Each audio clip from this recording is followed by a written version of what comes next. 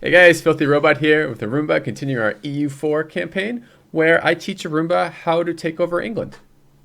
Yeah, he's doing a very good job at it as well. First, you can't get those French in there. They're going to take all your land. You don't want to give them land. Yeah.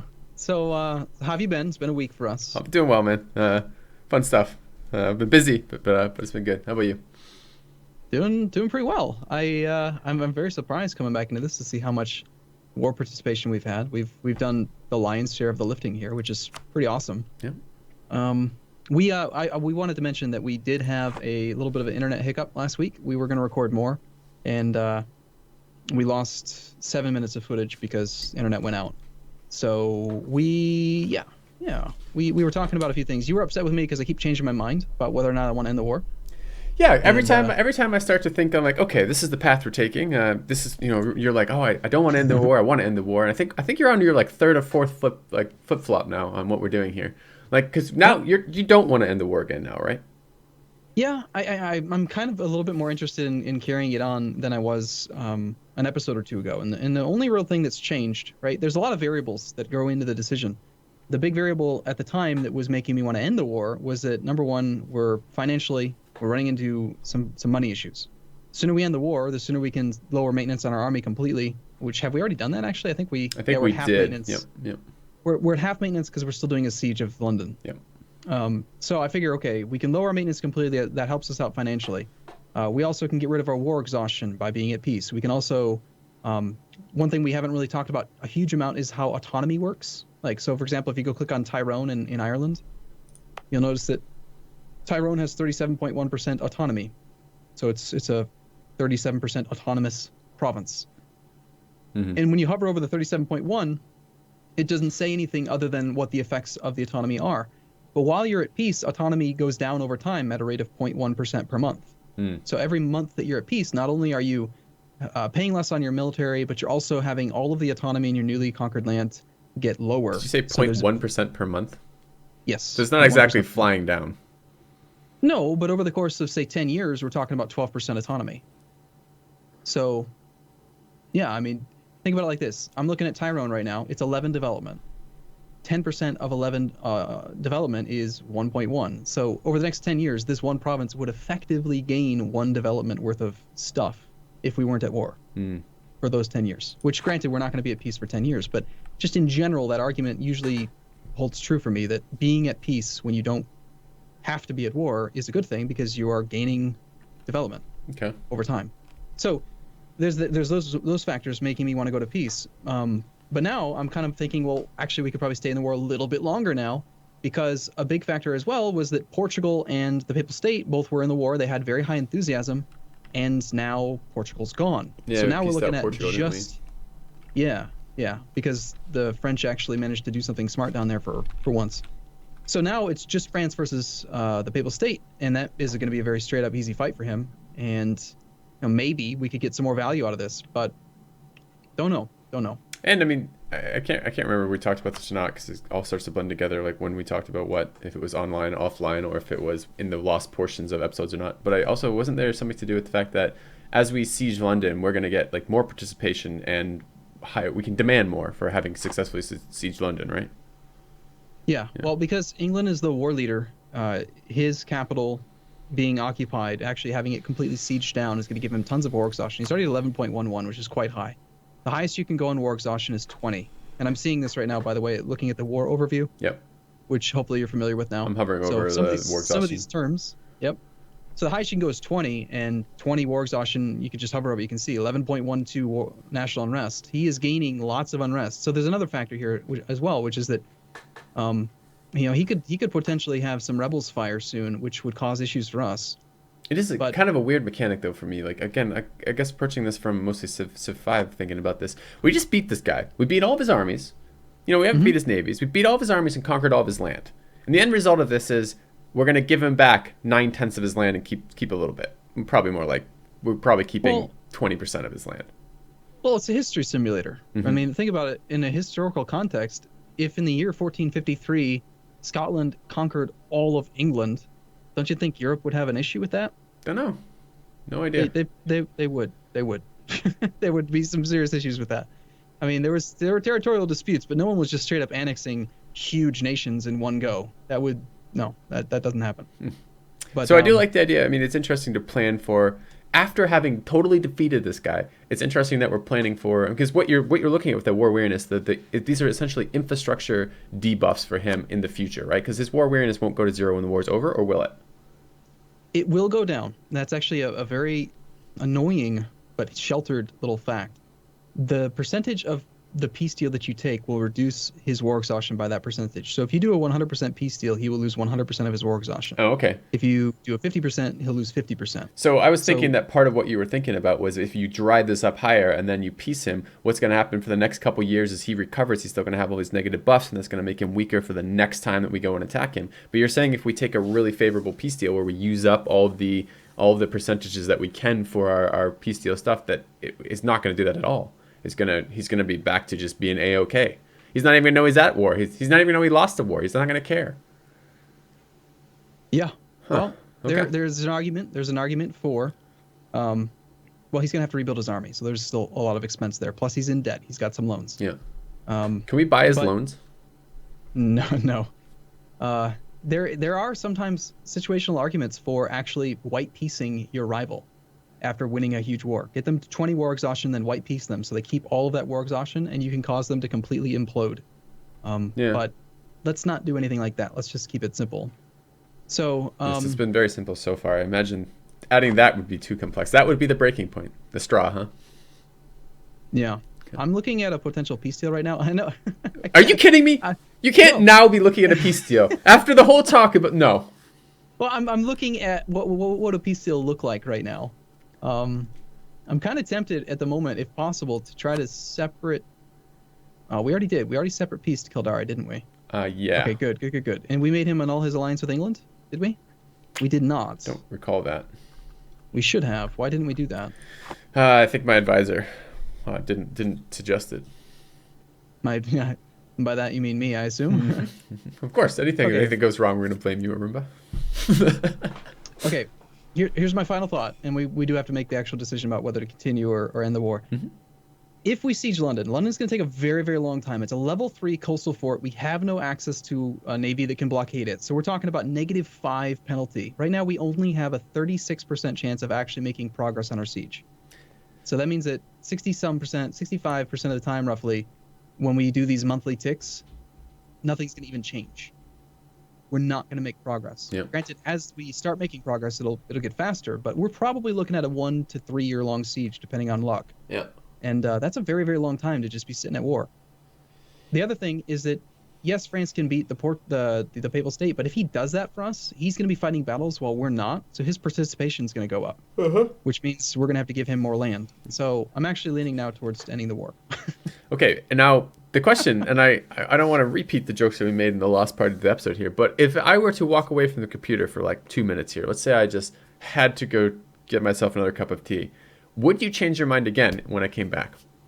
No, I think no. Okay, you've come down on the side of ending the war now. Yeah, I'm like 90% convinced this is the right thing to do. So let's go ahead and open up the peace deal interface, and let's just talk about what would go into this actual peace deal, because it's a lot more complex. Am I negotiating with England in particular, or are you Yes. just okay? So I click on England here to do this. Yeah, you can actually just right-click on the little war overview thing instead of left-clicking to open up the war overview itself. Right-click to go to the peace deal. As long as you have a diplomat free, it'll take you right to the peace deal with that person. Okay. So we're not going to be able to separate peace the Papal State because we have no individual war score with them, and their enthusiasm is too high. But that doesn't really matter. We don't care too much about the Pope. So we have to talk about this because it's different than it was in our previous wars, where it was just a one-province minor, one-on-one. We killed them, we annexed them, done. Okay. So let's say, go ahead and click on like those 4 provinces in the northern part of England: Cumbria, Northumberland, Yorkshire, and Lancashire. So England would accept this peace deal right now. He would give us the 4 provinces that we got the claims on from the original mission that we took. It's a 52 peace offer value war score, peace offer value peace deal. But notice on the left-hand side of the banner of the interface, there's a little red thumbs down next to the French flag. And if you hover over that, France has given fewer provinces than they expect from their 40% war contribution, reducing their trust by 20. Okay. Their trust, you can find it. Close the peace deal interface. It'll remember what you had. Go right-click on France. And then the diplomatic feedback tab at the top of the diplomatic interactions, shortcut key D, you can see that French have a value of 50 trust with us right now. Was this wasn't one of the ones that were we adding to trust when we had our diplomats in there, or was that adding to something else? What were we were raising our ratings with people, but this was not trust, or was trust? We were raising their opinion. Their opinion, okay. They have 200 opinion of us right now. Trust is a mechanic that was added in a DLC, and when you're allied to someone over time, you accrue favors.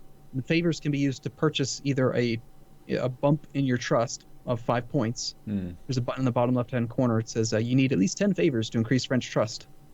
You also gain trust when they call you into a war and you help them. You lose trust if you do things that you're not supposed to. It decreases. It says right in the tooltip. It decreases if we break promises or otherwise act dishonorably. It can be increased by spending favors. It will increase. So 20 trust is quite a lot. 20 trust means, there's a very important breakpoint. If their trust falls below 40, they will break their alliance no matter what. So we can't afford to take the 4 provinces because France would hate us for that. Okay. Well, we could do it, but there would be consequences for doing it. Okay. So instead of taking those 4 provinces, let's back off and say maybe we don't take Yorkshire, and let's see what provinces we could offer France that he would like. How do we... So I've unclicked Yorkshire, so I see that now. This is a 35 value peace offer. How do I give a province to France out of this peace deal? Now, scrolling through this list, you'll see that there are province names, overextension value, war score cost value, diplo point cost value, prestige, etc. Notice how most of them have a little yellow flag next to them. Cumbria, Gwynedd, Norfolk. That's our flag. Okay. That's for us. Yeah. So I go to the bottom. French. You'll see 3 that have the French flag. Can I sort by French flag? I don't. Yes, sort by receiver. Where is it's the column to the farthest left. So Got it. Yep. Yeah. So the reason they're why expensive though. Damn. Yeah, they are. The reason why the French have those is because they occupy them. Again, while you're looking at the screen, like the actual map itself, you can see like the French occupy Normandy. Since we don't occupy Gascony or Laborde, it's just presumed that it would go to France because they have core on it and stuff. So we can offer them Normandy, Gascony, or Caen. And right. So we could get 3 of the 4 that we wanted and give French Caen, and the French are okay with that. Yep. And you notice we have actually a little plus favor. It says the little plus, the green thumbs up. I don't see a green thumbs up right now. Well, select Co, whatever it's pronounced. Okay. While you have it select, you have a 52 piece offer, and then you should see on the left-hand side now that the French have a green thumbs up. My offer says 54. I have Yorkshire, Cumbria, Northumberland, and Caen selected. You have Yorkshire. So which one did you unselect for us? Lancastershire. Okay, switch that for Yorkshire. Okay, now it has a green thumb. Yeah. Now when you hover over it, because you're giving them more than their contribution, you actually gain favors. Again, not trust. You gain favors, and the ratio is 10 favors buys you 5 trust. But we didn't actually give them anything more for this, because we're actually taking, and they're still getting Caen either way. Yeah, but we're taking relatively less because Yorkshire is it's a more expensive province than Lancashire. Okay. So do we value? I mean, it's probably a more expensive. It's probably a better province if it's rated as a higher value, right? Well, it's got, click on those provinces. You can actually see Yorkshire's 16 development while Lancashire's 13. Right. So it is literally a better fucking. So why do we care about how do I? If I'm looking at this peace deal, the thing that says to me is how much do I value this favor versus how much do I value a more developed province? Oh, we definitely want to value the other province. The only reason I was mentioning is I just want to illustrate how that little green thumbs up changes. Okay. So that people who are watching this campaign at home will know, like, how do I interact with my AI allies, and what kind of feedback am I getting from them on my decision here? I see. Okay. So if we took Lancashire, this is very interesting to me. If we took all 4 of those provinces, France isn't even upset about it.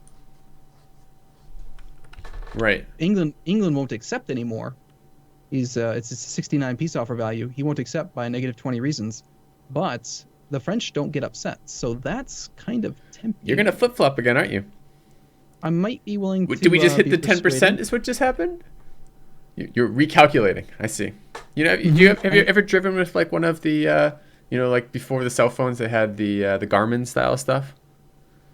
You know, if it's for Yeah, navigating in real life, yeah. I still have one of those. Why would you use a cell phone? 'Cause- Why would you drain your cell phone battery when you've got a device that's specific for that? Why wouldn't you plug your cell phone into your car?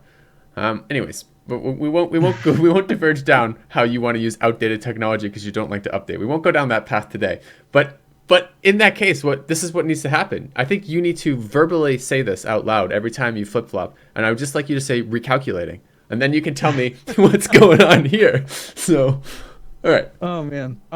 Yeah, I like the idea though. One favor is worth almost nothing to me. Getting another whole extra 13 development province is really good. And if the French aren't going to get upset about it, then by all means, I would almost even be willing to take more land and actually piss them off a little bit while keeping their trust above 40. But for now, let's just play it safe and not lose any trust at all. Okay, so here's the question that comes to my mind then. We're worried about the French. If the French increase their war score, their participation in the war relative to our participation, they're going to want more, right? So this value may not hold true if we let this go much longer and they are fighting the Papal State all the time, right? That's true. So what we need to worry about then is, or what I want to know is, how do we it doesn't look like it's all that much more. It's only 9% more war score or not 9, 10% more war score to go from 59 to 69, so we can get all 4 of the ones we want and give the French something, right? Mm-hmm. So hover over the red X to see specifically why England won't say yes right now. And you can see a whole list of values, the greens and the reds, why they're willing or unwilling to do it. And some of these are going to change every month. For example, the English war exhaustion is going up because we have them almost fully occupied. Mm-hmm. Relative strength of the alliance should go up because France has their army back at home. They've recently fought against Portugal. Their army's reinforcing. So relative strength of the alliance should go more in our favor over time. Mm-hmm. The length of war will come in a favorable direction for us. The longer the war goes, the more every AI wants to peace out. They don't like long wars. So length of war currently is negative 21 reasons for peace. Next month, it's going to be negative 20. Okay. So demands exceed war score. So that means maximum right now, maximum length of this. If only that was because that's the only value you've given me right now. The one that changes per month is length of war. So if we know that goes up by 1, this is maximum of 10 more months. And if we can, there's more than just that. Length of war is going to go up by 1 for sure. English war exhaustion is going to go up because they're occupied. Demands exceed war score is going to go in a favorable direction for us again because we're asking for a 69 peace offer. A 69 value peace offer when we only have 59 war score. Why is this not just the difference between these two values? So this is actually an additional modifier. It's not just like you need 10 more points to make that 0. They're at minus 12 for this. So they're particularly annoyed. They're more annoyed than the difference in the deal for us demanding more. Yeah, the further it is from the actual peace offer, the more there's an exponential increase in unlikeliness or unwillingness to do it. Now, there's one other modifier in here that's going to go away eventually, and I don't even know why it's on here. England is making gains, which is horseshit, by the way. But yeah, they for whatever reason they think they're making gains right now, which is just not true. So we definitely don't want to take the peace deal. Why they think they're making gains? Let's wait at least 2 months, and let's just go ahead and unpause. Oh no! We got to unpause. There we go. We've gone 4 whole days. Now let's reevaluate. Let's go take a look. Okay, recalculating. Okay. So if we go over here and pale. So one of the things I saw in there is we had a positive green modifier for sieges and occupied. Are those valued equally? If we're sieging, is that the same value as occupying an area, or is it more value to be sieging? For example, Pale over there is not being sieged, and it feels like we could put a pretty small number of troops in there to actually siege Pale, right? Having any unit counts as occupied and besieged. Okay, so that is the same value. Besieged and occupied, same value. Yeah, okay. If it were actually occupied, if we actually completed the siege, we would get more war score. But not actively sieging something. Right. Actually having like 6 troops there or 4 troops there instead of 1 wouldn't make any difference right now. Okay. So we're just looking now. By the way, now we have negative 18 reasons for peace instead of negative 20. So we've already made some progress. And I'm pretty sure that once this England is making gains thing goes away, he's going to be willing to give us that extra province. So let's just go another month. Okay. I do apologize to the viewers at home who are like, why have you guys been talking for 20 minutes and only played for 4 days? I don't apologize for that. We were this was important discussion. This is a lot of learning for me right there. Yeah, but it's the first episode of the week for us, and we always do this. So let's just get used to it. Well, that's good for them then, because it's not. I mean, that's only once a week. I guess we record in spots of 7, but we don't always. So it's not always going to be once a week for them. It'll be less than once a week. Okay. Now look. Now France has that province occupied. And now we have negative 9 reasons for peace, and we haven't even ended this month yet. France just ended their siege of Caen. They just actually finished it. Mm-hmm. So we have a little bit more war score from occupation. I think we're seriously looking at maybe January 1st. We'll be able to take this peace deal. But that probably sounds like something we'll have to do next session. Well, let's at least see what happens in December, and then we'll decide. We're at -9 reasons still. You are not making gains, England. Stop saying that. Anyway. Okay. They are. I mean, this is just, maybe they're just looking at rate of change. Whereas the last couple months of this war, we were stomping the living piss out of them. Now, we're not stomping. There's no more to stomp. So, like, they're doing better than they were the months before because they weren't losing territory every single moment here. Well, what it could be is that because Portugal pieced out and we had Ceuta occupied, we had war score from that occupation. And when they left the war, we lost war score occupation. So there's a slight increase in their position. It should go away usually within 2 or 3 months. All right. So, okay, yeah, let's take a break here, and we'll end the peace deal or end this war in the next episode. Maybe. Probably. Yeah. Yeah, probably. See you next time. See you soon.